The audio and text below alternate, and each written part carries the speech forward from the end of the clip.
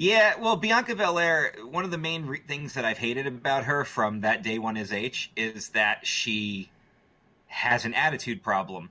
She's expressed it before. I don't remember what the situation was, but somebody was beefing with Montez Ford on Twitter, and this was like before she had either like just gotten signed. It was Booker T, I think. Oh yeah, she disrespected Booker T of all people, and I was like, "Oh, I'm done with this chick already." Because like, he said he basically she mouthed off, and he said something like, "Talk to me when you can hit the ropes without your hair being a problem." Oh yeah, dude, come on, you can't. Yeah, anybody like that who's disrespectful to a veteran, regardless of who they are, that's ridiculous. You can't do that. Yeah, because it started off there, and then Montez Ford jumped in to try to defend her, and Booker T was just like, yo. Well, I understand why Montez Ford would defend her, but at the same time, he wasn't exactly in a position to defend her. No. So, yeah, I'm not going to sit here and tell you that she's terrible. She's not as good as people seem to think she is. Oh, she did a 450 splash. Okay. She also can't run the ropes right. But, what the hell do I know? My biggest problem with her has been the attitude. And I mean, I'm already not a fan of the hair whip gimmick, but it's the attitude. I don't like that kind of attitude. And the fact that she comes across as an egotistical bitch makes me think of Cameron. And to her credit, at least she can work better than Cameron. Although anybody can work better than Cameron. Nope, I'm sorry. I'm wrong. It wasn't Booker T. It was R-Truth. It doesn't matter. Right. It doesn't matter. It's a veteran. Yeah. Veteran. It was R-Truth because it was when R-Truth was working with no. I'm entirely wrong. Because it all started during the first Mae Young Classic. Or not Mae Young Classic, the Mixed Match Challenge. When Mandy Rose was working with Goldust. And Mandy Rose did like a fast turnaround, kind of like a blow my hair in your face type deal. That's what it was. So she mouthed off to Goldust, and he, as you know, does not hold back ever. Well, again, think about the three people that we went through: Booker, Truth, and Goldust. All of them are veterans. All of them are respected. Mouthing off to any one of them when you're in her position is wrong. Yeah. 100%. Hell, even mouthing off to somebody like Gargano or Ciampa would have been wrong. Whether you want to call them NXT level or whatever, they're also veterans. She shouldn't be mouthing off at all. No, she hasn't earned her place to mouth off. Well, she also you just shouldn't mouth off in general. But, well, of course. You know how I feel about people like that. Hey, told this story before, but for new listeners, I'll tell it again. Worked a show with a guy who refused to shake my hand because I was quote-unquote just the ring announcer, so I gave him a shitty ring entrance. What? Two can play at that game. And I know some people would say that, like, oh, well, that was unprofessional on your end. Well, sure, but it was also my first year in the business, and it was his God only know how many years. So, I certainly learned a lesson from it, but he didn't. Yep. He also never worked with us again because the other thing was, at the time, I was helping do pretty much everything with the show, and he just showed up and started complaining about everything. And the reason he had an ego is because he thought he was better than he actually was. And I'm not going to say his name because I'm not going to give him the satisfaction of being announced on my podcast. But I can tell you this, you've never heard of him. And he's never made it to any of the big-time companies, not even Impact. He's never worked any... I don't even know if he still works. I'd have to look that up. But I will not say his name because I won't give him the satisfaction. I will put over people that deserve to be put over, like Adina Steele. By the way, keep your eye on her. She's going to be good. She's young. She's really talented. She's got the right look.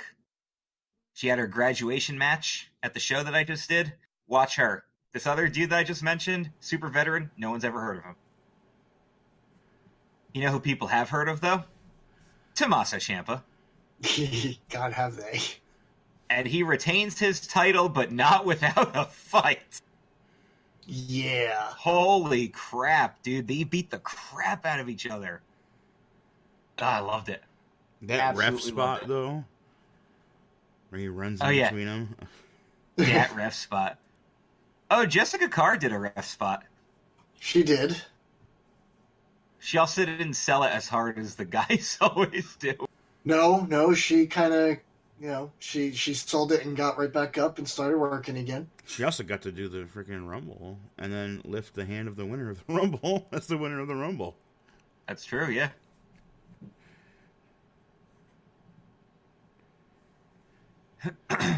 So, yeah, again, the problem with reviewing a really good match is that you can't do it justice by talking about it. No.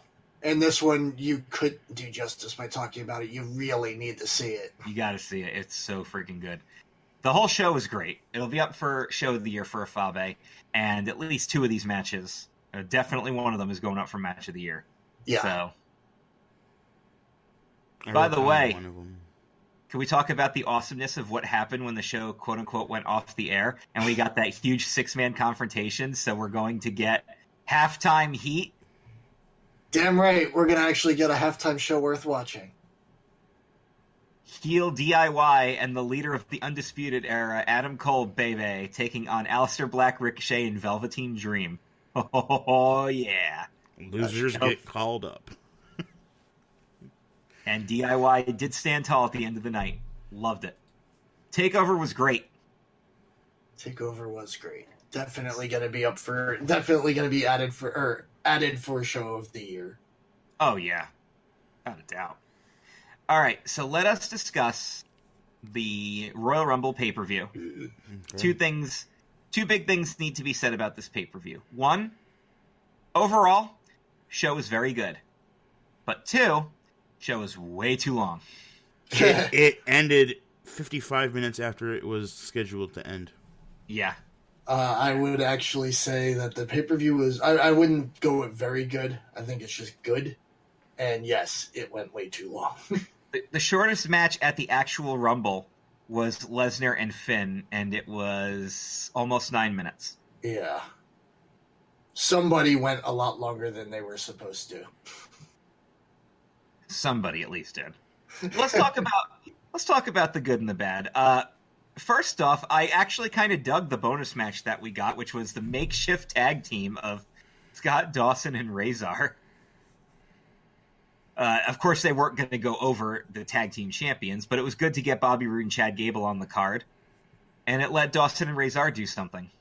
Yeah, and I mean, it would have been, I don't know, to me it would have felt more complete if it was an actual title match, since that was one of the titles that was not defended at the show.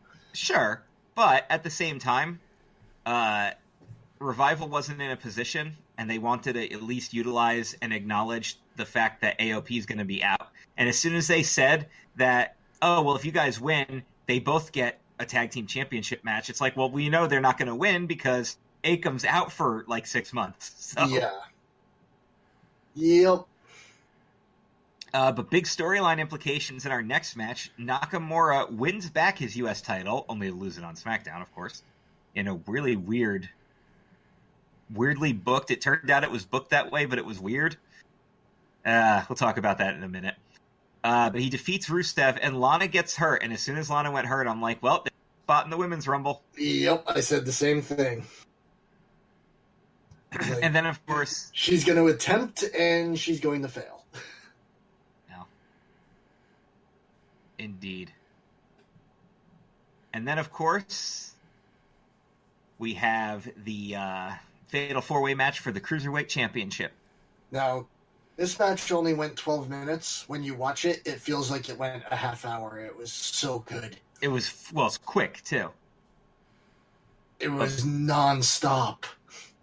I'm not surprised Buddy Murphy retained, but... Buddy Murphy! But I really like the way the match went down, and we will have some news on Hideo Itami. Gus. Well, I kind of expected Buddy to retain. But yeah, this match was so good you didn't even realize the time went by. So Hideo Itami has requested his release. And he has been granted it. And he's going back to Japan. But it still hasn't been reflected on WWE.com. Correct. So did it actually happen at all? Especially with our other news. But before we get into the main card of the show, I jumped the gun by moving us into the to things. My trivia question for this week. Yes. We do have some trivia. Who has the unfortunate distinction of being the first eliminated from a Royal Rumble the most? I think I know the answer to this. I'll give you a hint. It didn't happen until like 4 or 5 years ago. I still think I know the answer to this. And it's only one person has been eliminated first twice. And it was recent-ish. Like in the last 5-6 years when it happened. Oh, God. I feel like I know I'll give you another hint. This person was also been the last person eliminated before. But anyway, back into the Rumble. So, the actual Rumble pay-per-view pretty much went down a lot of the ways I predicted it to go down. Again, not a bad thing. We do have Becky Lynch getting defeated by Asuka, and because it was the opener, I was like, well, there you go. That's going to set the tone right there. As soon as Becky lost, actually, as soon as I found out this match was going on first, Like losers in the Rumble. I said Becky's losing and she's winning the Rumble. That was exactly what I said. Yep. Great match, by the way. Again, Asuka and Becky don't have bad matches. We'll leave that up to you if you think this should be up for a Women's Match of the Year, Fabe. That's fun because we don't have one. We're going to do the full combination now. So, but yeah, again, great freaking match. Predictably, Miz and Shane won the SmackDown Tag Team Championship, which I was fully expecting. I was like, they're not going to do all this build-up without giving it to them. The best wrestler in the world. The best wrestlers in the world. Yeah, there you go. Actually, a pretty fun match, and I really want Shane to stop doing a lot of the stuff he does. But, so, funny story, my parents were over when this match was going on, and my mom made a good observation. She said, well, he is kind of fat, so I'm sure that's helping keep him protected. And I was like, I never thought of it that way. Shane always has had just a little bit of punch to him. It also helps that he wrestles like 4 times a year. That's true. So he gets like 3 months to recuperate between matches. Okay, so what did you guys think of Ronda Rousey versus Sasha Banks? I thought it was a pretty good match. I thought it was great. A lot of people on the internet don't feel this way. Well, a lot of people are wrong. A lot of people are wrong about a lot of things. I don't really understand where people's issues are coming from in this one, to be honest. Like, I thought the story told was great. Everybody knew Sasha wasn't going to win, but she looked equal to Ronda Rousey, which meant she got put over. And did anybody else catch what she did to Ronda after the match? Oh, she threw up the 4. Yeah. Which apparently is going to mean nothing again. Yep. That is correct. Rumors have it currently that that match is off the table at the moment, despite the fact that all 8 competitors want to do it. Yeah, because Vince just isn't high on it. He's high on something. He's high on a lot of things. But, all right, so overall opinions on the women's. Again, I'll kind of just go through some of the big highlights here and kind of talk about the individual competitors and what I felt were highlights and lowlights. First off, putting Lacey Evans out there first I thought was a good move. She got a little bit of promo time. She did a great job, actually. I was very impressed by her. And I also liked how she kept going after Charlotte once Charlotte got in. I actually really enjoyed that. Yep. Yeah. We have Natty as the MVP of the match. She's now the longest she's now the longest competitor in the women's Royal